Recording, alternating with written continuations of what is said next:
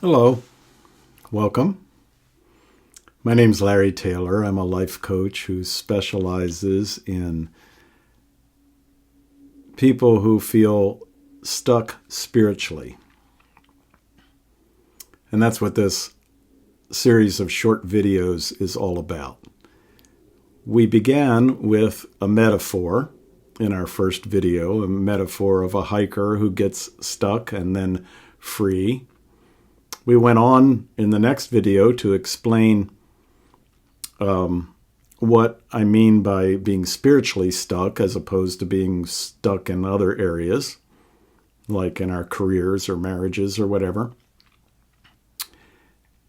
In the video after that, we came up with a scenario about a person who's struggling with the supposed conflict between science and faith. In our last video, our scenario was about a man who is struggling with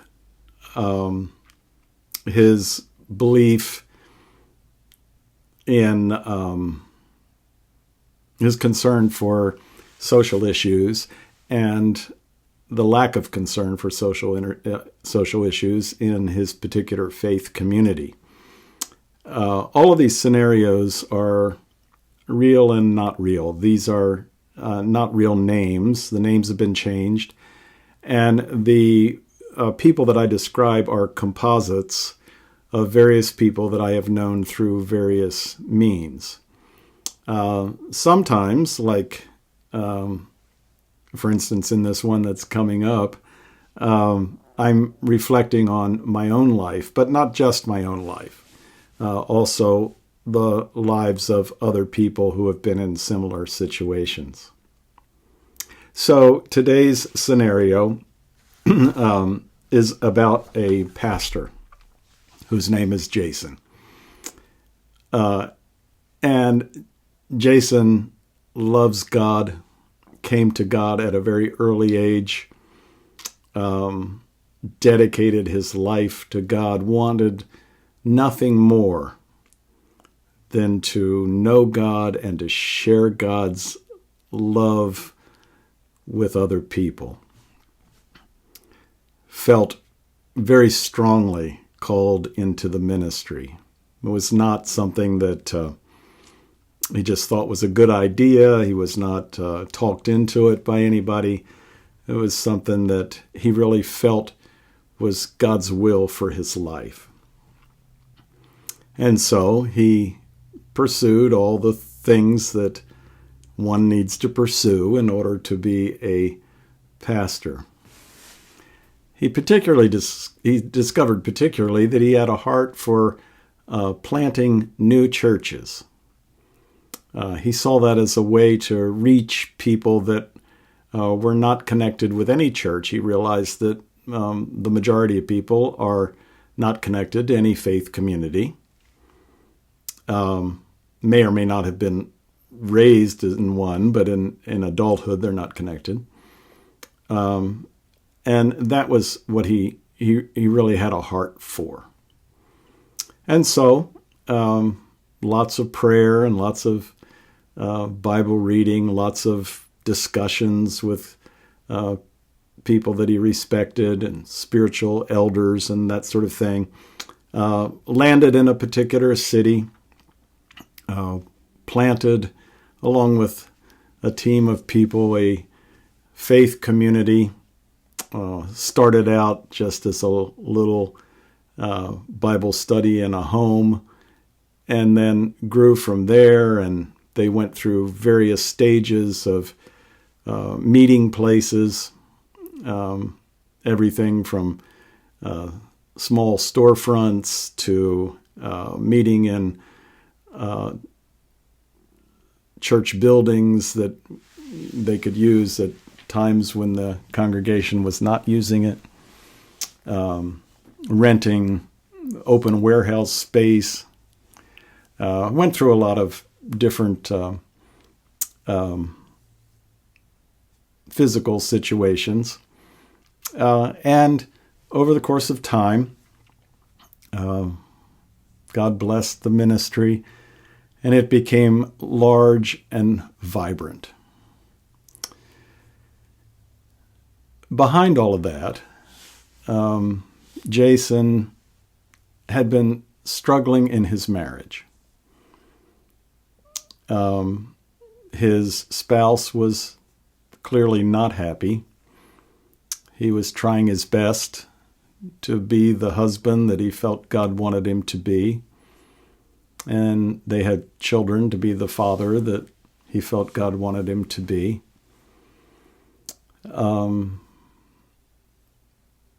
Lots of prayer, lots of counseling, individual and also marriage counseling. And to make a long story short, the marriage ended. And looking back on it, it was the fault of everybody involved. And so he felt defeated. He felt like a failure. But he worked very, very hard in counseling, in self-examination, in prayer, in reading and studying and learning and talking with others. Worked very hard at seeking to understand his part in the marriage failure and to correct things that needed to be corrected. Meanwhile, the elders of his church got together and essentially said, we can't have a divorced pastor, and they fired him. And then rumors began to spread. Christians seem to be really good at rumors sometimes. Rumors began to spread through first the congregation and then into the broader community. And he found himself not only divorced, but unemployed and really ostracized from a whole segment of society that he had felt connected to, and many of those people he had considered to be good friends. So you can see that loss was piled on top of loss. Loss of marriage, loss of vocation, loss of employment, loss of income, loss of reputation. All of these things piled on top resulted in him being spiritually stuck. Now, there are many other factors involved too. This isn't just spiritual stuckness. There's also the relationship issues, the marital issues, the issues of forgiveness and shame, the issues of the other people, the injustices. There are vocational issues related to, for him, what am I going to do now? How am I going to support myself? How am I going to support my family? My whole identity was wrapped up in being a pastor. So there's multiple issues here. And as a life coach, I would not attempt to take on all of those issues. And so in this particular case, they would really need to be prioritized. And then I would look for specialists in each of those areas who could help me with that particular area. So I would need a counselor, for example, to help me sort out the marital issues and just find what I did wrong, what I did right, what I could do differently. I would need certainly some vocational guidance. How can I translate my skills into something that is useful in the marketplace. Not only where do I get a job, but what kind of a job do I get? Can I be restored to ministry? Do I want to be restored to ministry? What about my relationship with denominational officials? There's all kinds of other issues that are involved in this situation. But the spiritual stuckness in this particular scenario revolves around, primarily around Jason's personal fellowship with God. Does God accept me? My spouse rejected me. My congregation rejected me. Much of the broader faith community rejected me. Many that I thought were friends have rejected me. Has God rejected me? Am I at a place where I am tempted to reject myself? How do I love myself? How do I find God in the midst of all this struggle? So as a spiritual life coach, that would be the area that I would want to focus on, in helping Jason to see that God in God's very nature is love, that God loves him unconditionally, that nothing can ever separate him from God's love, that God's forgiveness is unlimited. And yes, certainly confession needs to be made and reconciliation needs to be sought.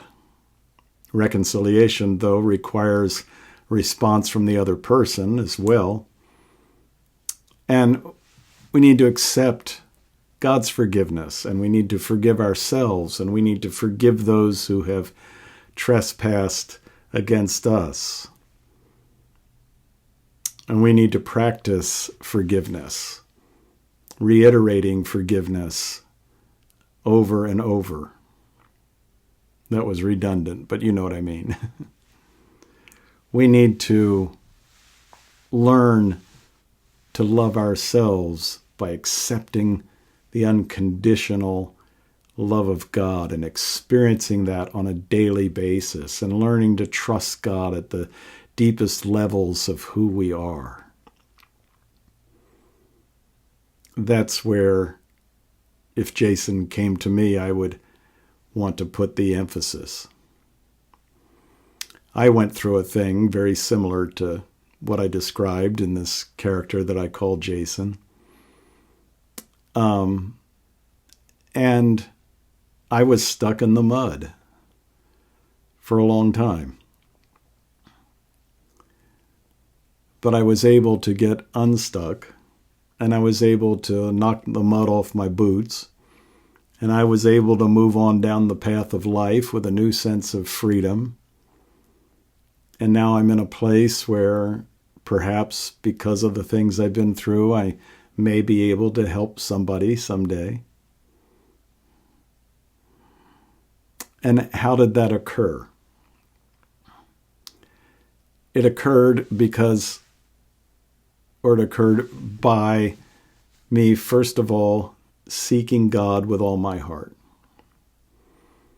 spending extensive time in prayer, fasting, devotional reading, crying out to God, asking God to show me what God's nature is really like and what God really thinks of me.